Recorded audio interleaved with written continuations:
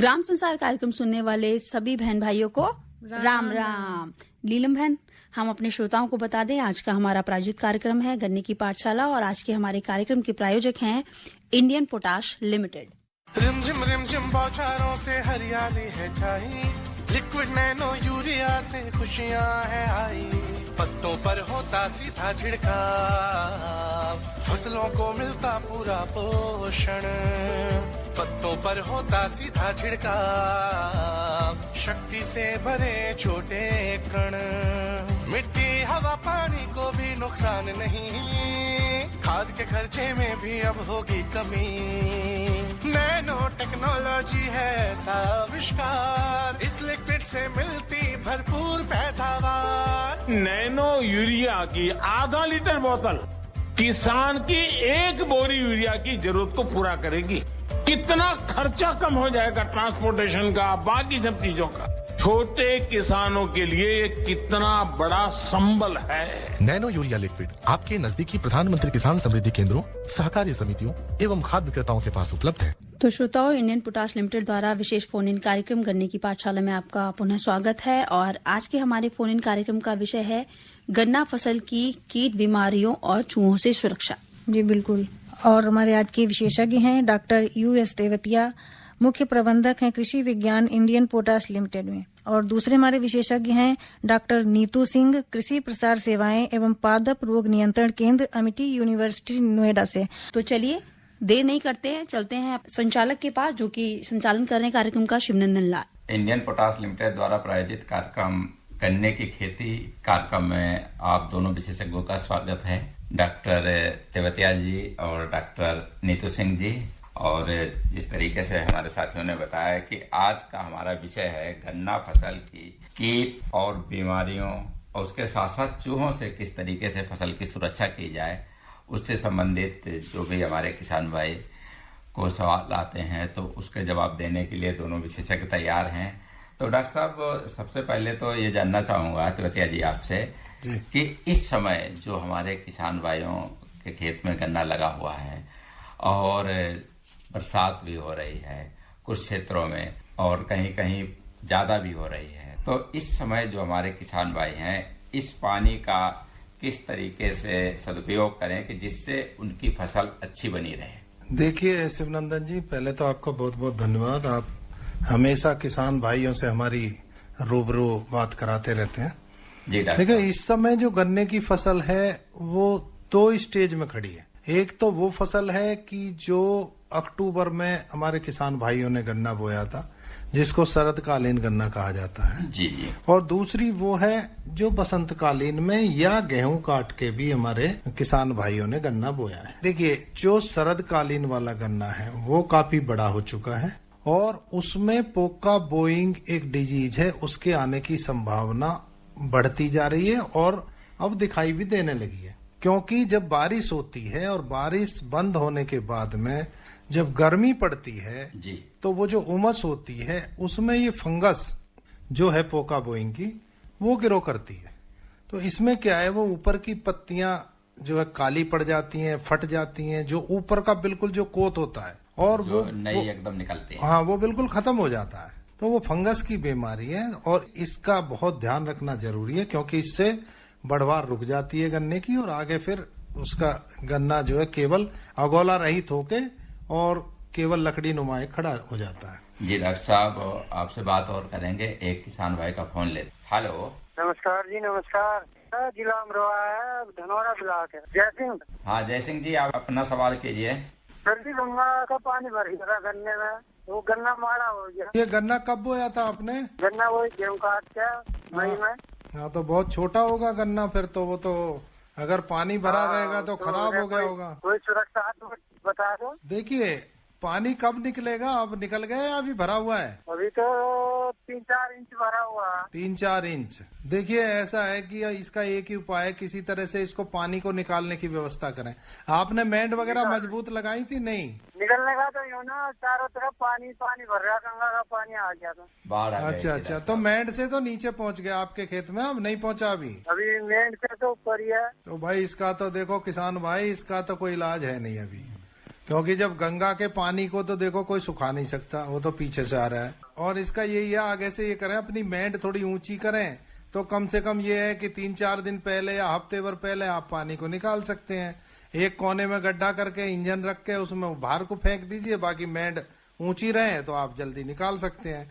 दूसरी बात यह है कि गन्ना कोशिश करें कि गन्ना आप जो अक्टूबर में बोवें शरदकालीन, तो वो आज गन्ना बहुत बड़ा होता तो उसमें नुकसान कम होता।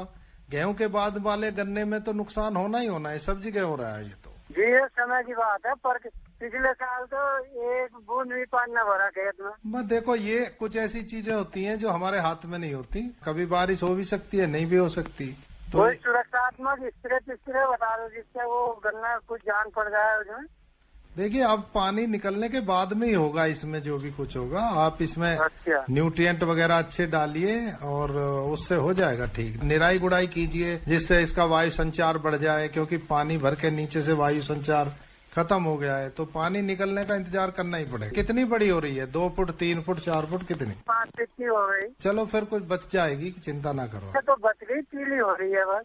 पीली तो होगी ना, देखो नीचे बिल्कुल उसमें पानी भरा हुआ है, हवा का संचार भी नहीं है, उनको जो है पानी भरने का ही असर है। पानी निकलेगा तो ठीक हो जाए। थोड़ा माइक्रो न्यूट्रिएंट वगैरह और इसमें थोड़ी खाद वाद डाल देना, निराई गुड़ाई कर देना जिससे वायु संचार बढ़ जाए। जी ठीक है, फोन करने के लिए आपका बहुत बहुत धन्यवाद। डॉक्टर साहब, आप बता रहे थे पोका बोइंग के बारे में। हाँ। तो डॉक्टर नीतू सिंह जी, आपको पोका बोइंग जो बीमारी है उसके क्या लक्षण हैं, किस तरीके से फैलती है, उसके बारे में कुछ बताना चाहेंगे? पोका बोइंग के बारे में ये बताना चाहूंगी कि ये बीमारी एक कैंसर के रूप में फैलती जा रही है और जहाँ पे भी गन्ना का क्षेत्र है ये वहाँ पे अधिकतर दिखाई पड़ रही है। यहाँ पश्चिमी उत्तर प्रदेश में भी इसको देखा जा रहा है। इस बीमारी का जो प्रमुख लक्षण होता है, इसपे पत्तियां पीली पड़ने लगती हैं और जो गोब कहते हैं, जो टॉप होता है, टॉप पर इसके लक्षण दिखाई पड़ते हैं और ये पत्तियां पीली होने के साथ ही साथ मुड़ने लग जाती हैं। और जब इसका ये सड़ने लग जाता है गोब, तो इससे क्या होता है कि पौधे की बढ़वार भी रुक जाती है और साथ ही साथ इसमें आगे चल के उत्पादन में भी कमी आती है। तो इसके जो लक्षण है ये आपके जुलाई, अगस्त, सितंबर माह में ज्यादा दिखाई देते हैं। ये भी एक फंगस है और इसको फैलने में ज्यादा समय नहीं लगता। ये वायु के द्वारा आसपास के खेतों में चली जाती है और ये मृदा में तो होती ही है। फ्यूसेरियम नाम का एक कवक है जो बहुत तेजी से फैल रहा है। लेकिन किसान भाई कैसे पहचाने कि हमारे खेत में पोका बोइंग बीमारी लग गई है? इसके लिए हमारे किसान भाइयों से यही निवेदन है कि वो अपने खेतों में समय समय पर निरीक्षण करते रहें और पत्तियों को थोड़ा पास से अगर जाके देखते हैं तो टॉप पर ही इसका लक्षण दिखता है और ये पत्तियां पीली पड़ने लगती हैं, धीरे धीरे बाद में काली भी पड़ जाती है। तो इसके शुरुआती जो लक्षण होते हैं उसके आधार पे ही इसका निवारण किया जा सकता है, अन्यथा ये पूरे फसल को बर्बाद करने में ज्यादा समय नहीं लगाता।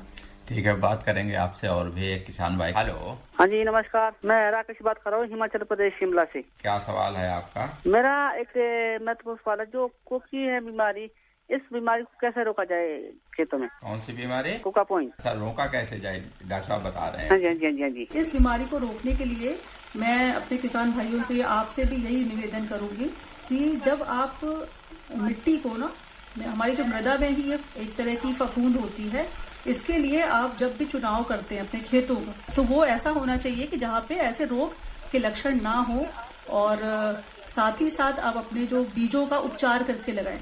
जब भी खेत में लगाते हैं तो आप अपने बीजों की, जो आपका गन्ना है उसको बीज का मतलब एक तरह का उपचार करना चाहिए ट्राइकोडर्मा से और स्यूडोमोनास से। इसके साथ ही बैसिलस नाम का एक बैक्टीरिया है जो इस कवक को बहुत आसानी से रोक सकता है। तो ये हमारे जैव नियंत्रण के रूप से, इसमें कोई रसायन नहीं है और ट्राइकोडर्मा, स्यूडोमोनास, बैसिलस ये आपको बाजार में भी उपलब्ध हो जाता है और इसे आप लगा के इस समस्या से मुक्ति पा सकते हैं। और इसमें कोई हानिकारक केमिकल नहीं है जिससे कि हमारे मानव स्वास्थ्य को भी नुकसान नहीं पहुंचेगा, मृदा की स्वास्थ्य भी अच्छा बना रहेगा और हमारे जो शरीर में जो आए दिन इतने केमिकल जा रहे हैं उसका भी प्रभाव धीरे धीरे कम होने लगेगा। तो आप एक इको फ्रेंडली मेथड से अपनी इस बीमारी से पूरा निवारण कर सकते हैं, खेतों को स्वस्थ बना सकते हैं।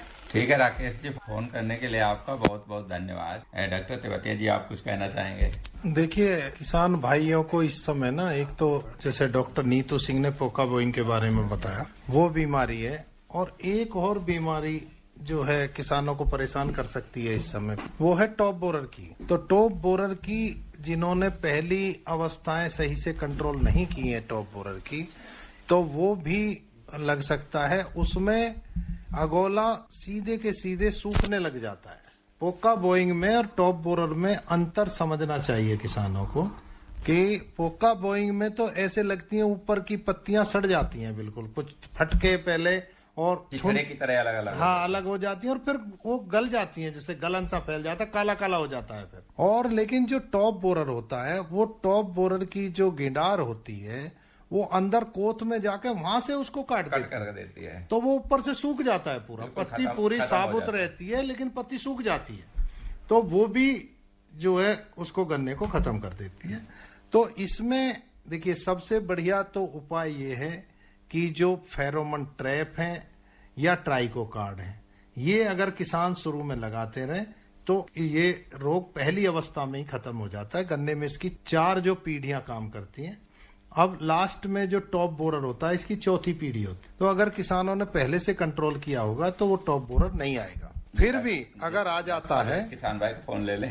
हेलो, ग्राम तरारा और नानो भूकंप जी। क्या सवाल है आपका? जी सवाल ये है, जैसे हमने बीज बोई है ना, बीज बोई थी पिछाई गेहूँ काट के, ठीक है, तो उसमें जो पहले हमने कोई दवाई नहीं लगाई, जैसे कोरा जी ने कुछ है, तो उससे अब लगाने की विधि बताओ। कितनी बड़ी हो गई फसल? ठीक तो बतेरी बड़ी हो गई। कितनी, 10 फुट की? हाँ 10 फुट की, तो ना 5 फुट की हो गई। अच्छा, कब बोई थी, कौन से महीने में? अप्रैल में ही बोई। अच्छा, कौन सा जिला है आपका? अमरोहा। तो पानी वानी तो नहीं भर रहा? ना पानी नहीं, तो हमारे तो बहुत गाँव है। अच्छा अच्छा, तो क्या कोई बीमारी लगी है? नहीं, बीमारी दिखाई नहीं पड़ती, ज्यादा होता तो। डॉक्टर साहब ये पूछना चाह रहे हैं कि उस समय हमने कोई दवा नहीं लगाई थी, तो क्या कोराजिन के नहीं, तो कुछ रोग दिखाई दे रहे हैं आपको, रोग या कीट कोई? ना, इस समय तो कोई कीट रोग दिखाई नहीं पड़ रहा। तो फिर दवाई मत लगाइए। जब रोग, आप ध्यान रखिए अपनी फसल का, और अगर कोई कीट या रोग दिखाई दे तब लें। ऐसे जबरदस्ती दवाई छिड़कने की कोई जरूरत नहीं है। अगर आपका किसी अगोला में थोड़ा बंधासा आ रहा है, पर नहीं कोई ठीक है वैसे तो। अगोला बंधासा आ रहा है? हाँ, कहीं कहीं कोई गन्ना। कैसा लग रहा है, लक्षण बताए? तो वो निम्फा से निकल रहा है ना ऊपर को, उसकी गोब मरीसी हो रही है। हाँ, तो अगर गोब मरीसी हो रही है तो उसको थोड़ा ध्यान दीजिए उस पे। वो पोका बोइंग जो आप सुन रहे होंगे, आप पीछे रेडियो सेट खोल रखा होगा ना आपने? हाँ ठीक है, सुन रहे हैं। हाँ, पोका बोइंग के बारे में बता रहे थे हम लोग। अच्छा। हाँ, अगर वो ऊपर से काली पड़ जाती है ना फिर, हाँ, तो उस पे आपको कॉपर ऑक्सीक्लोराइड का स्प्रे कराना पड़ेगा। अच्छा, कॉपर ऑक्सीक्लोराइड। हाँ, ये कहीं भी मिल जाएगा। पोका बोइंग ये बीमारी का नाम है, और इसका स्प्रे कराना पड़ेगा, नहीं तो गन्ना वहीं का वहीं रह जाएगा और आगे से बढ़ना बंद हो जाएगा ऊपर से। डॉक्टर मात्रा कितनी रखें? दवाई का नाम बता दीजिए। दवाई कॉपर ऑक्सीक्लोराइड है। Copper oxychloride. हाँ, किसी भी अच्छी दुकान से लीजिए, अच्छी कंपनी की, और इसकी जो है दवा आप इसका छिड़काव करवा दीजिए। 1 एकड़ के लिए इसकी दवा देखो उस पर निर्भर करती है आपका गन्ने का कितनी पत्ती और कैसा वो है। तो आप अगर दुकानदार से भी पूछेंगे वो भी बता देगा आपकी फसल को पूछ के। ठीक है जी। हाँ ठीक है, फोन करने के लिए आपका बहुत बहुत धन्यवाद। डॉक्टर साहब एक और किसान भाई का फोन लेते हैं। हेलो, मैं जिला अमरोहा ग्राम टिकिया से अब्दुल मुगीज बोल रहा हूँ। जी, क्या सवाल है आपका? सवाल ये है सर कि तीसरी पेड़ी हो जाती है क्या उसमें गन्ने के खेत में? एक बार नौलक बोई थी, फिर उसकी पेड़ी हो गई। कौन सी विधि से बोई थी? से बोया था मशीन द्वारा। रेजर से बोया था? हाँ जी। लाइन से लाइन कितनी दूरी है?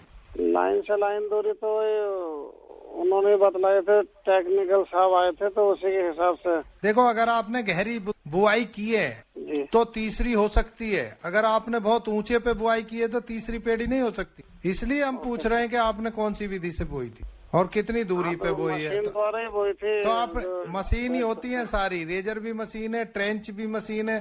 ट्रेंच से बोई थी, रेजर से बोई थी, हल से बोई थी, किससे बोई थी? अगर ट्रेंच विधि से बोई है जी, तो तीसरे साल की भी पेड़ी खूब अच्छी होती है। और ये मेरे खेत में भी, मैं भी किसान का बेटा हूँ और हमारे भी जमीन है, मेरे खेत में बहुत अच्छी तिवर्षीय पेड़ी इस समय खड़ी हुई है डॉक्टर साहब, और ट्रेंच मेथड से मैंने बोई थी जिसकी 4 फुट दूरी है और बहुत अच्छी फसल खड़ी हुई है, बहुत अच्छा टिल्लिंग है और बहुत अच्छी उसकी ग्रोथ है, तीसरी बार भी।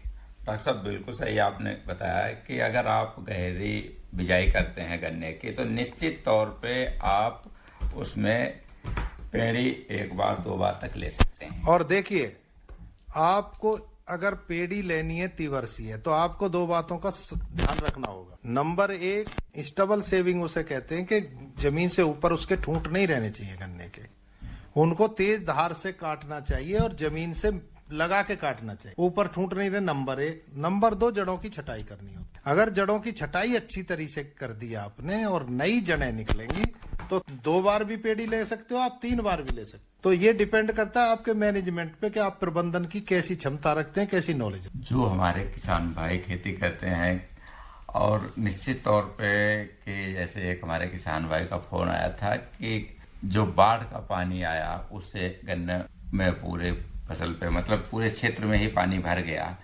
अगर पूरे क्षेत्र में पानी भर गया है, अगर किसी कारण से उनकी फसल बच जाती है तो डॉक्टर साहब उसकी बढ़वार धीरे धीरे पुनः आए तो उसके लिए किसान भाई क्या कर सकते हैं? तेवतिया जी। देखिए शिवनंदन जी, पानी जब खेत में भरता है तो उसमें जो एयर स्पेस होता है, जैसे कि अगर हम एक मृदा के संगठन की बात करें कि इसमें क्या क्या होता है, तो इसमें 25% वायु होती है, 25% इसमें जल होता है, 45% इसमें मिट्टी वगैरह और ये सब होता है, 5% जो उसमें ऑर्गेनिक मैटर मानते हैं, अब तो बहुत कम हो गया है जी।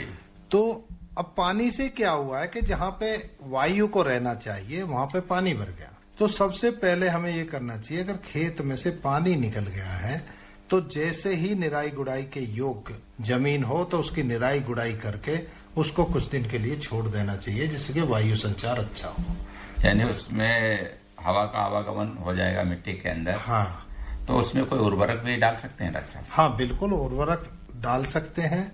उर्वरक देखिए, पोटास जो है, पोटास अगर आपने मिट्टी नहीं चढ़ाई है जी तो डाल कर और मिट्टी चढ़ा दीजिए, पोटास की दूसरी डोज लगा। ये भी कर सकते हैं कि जब उसकी निकाई गुड़ाई करेंगे तो थोड़ा सा दोबारा से मिट्टी चढ़ा दें उस पे डाल के।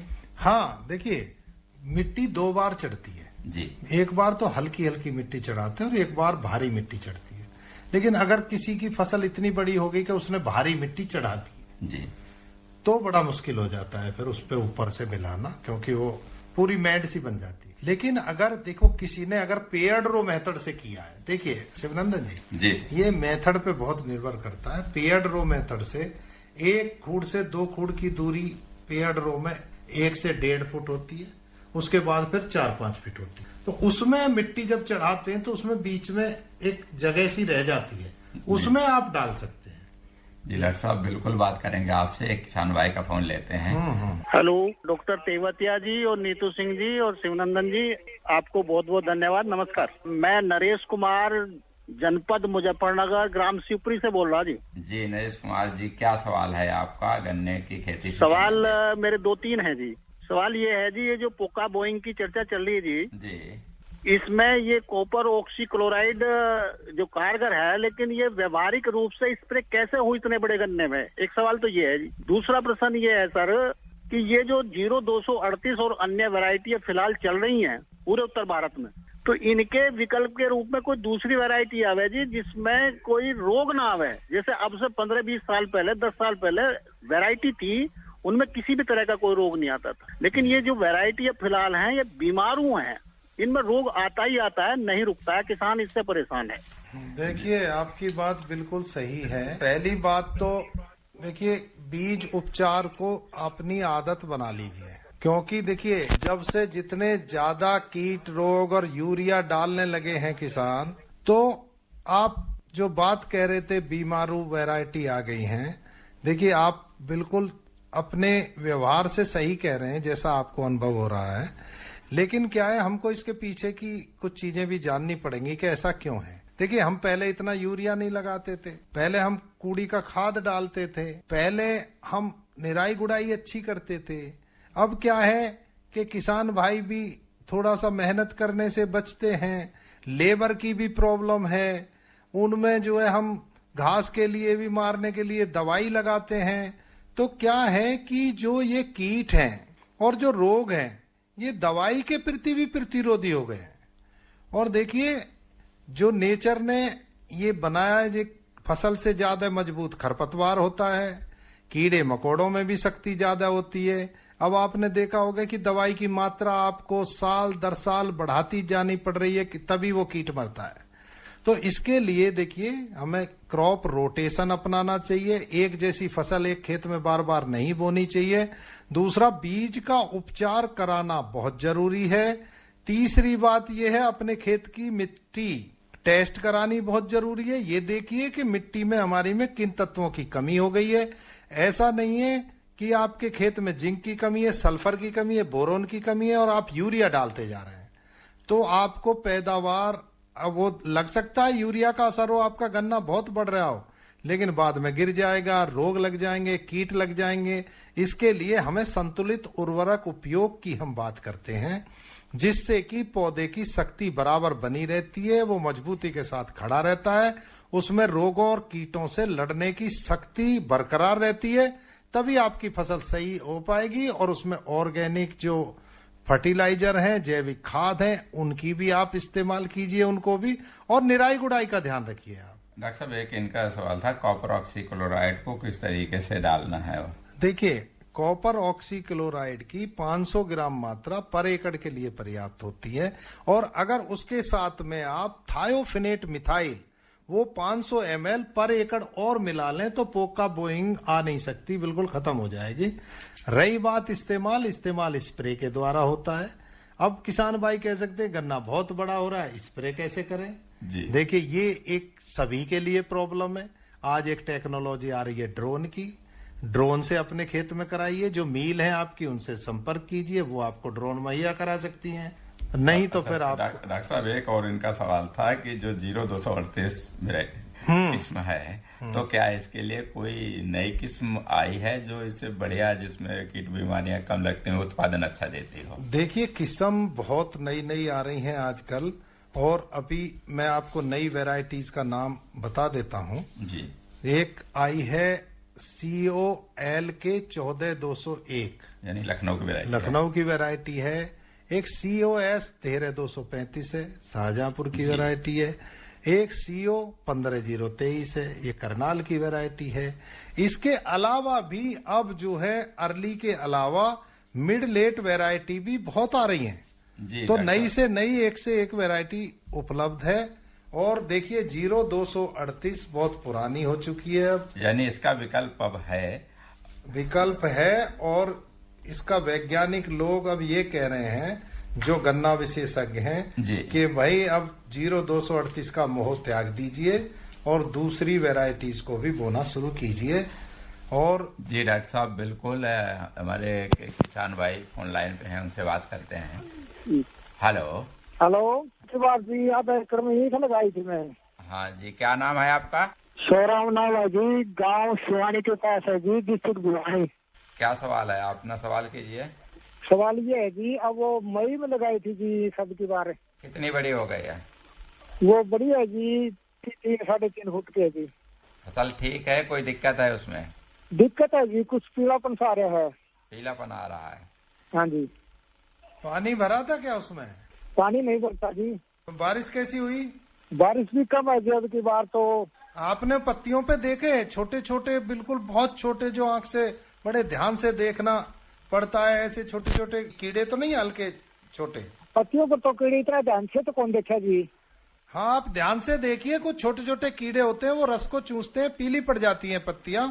एक तो कारण ये हो सकता है, दूसरा कारण ये है कि आपने यूरिया वगैरह नाइट्रोजन की डोज लगाई है? यूरिया कोडगेरी है जी।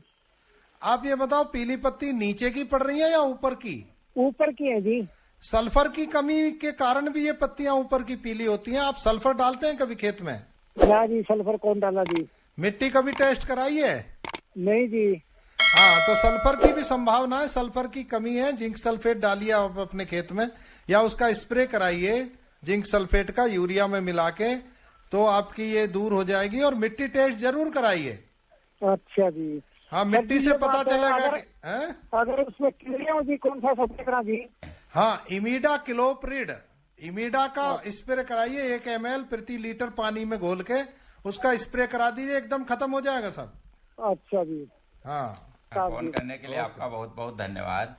एक और किसान भाई लाइन पे हैं, उनसे बात करते हैं। हेलो। गन्ने की गिडार लग रही है। गिडार लग रही है गन्ने की पेड़ी में? गन्ने में। पौधा गन्ना है, पेड़ी है? पेड़ी। कौन सी वैरायटी है? 38 है।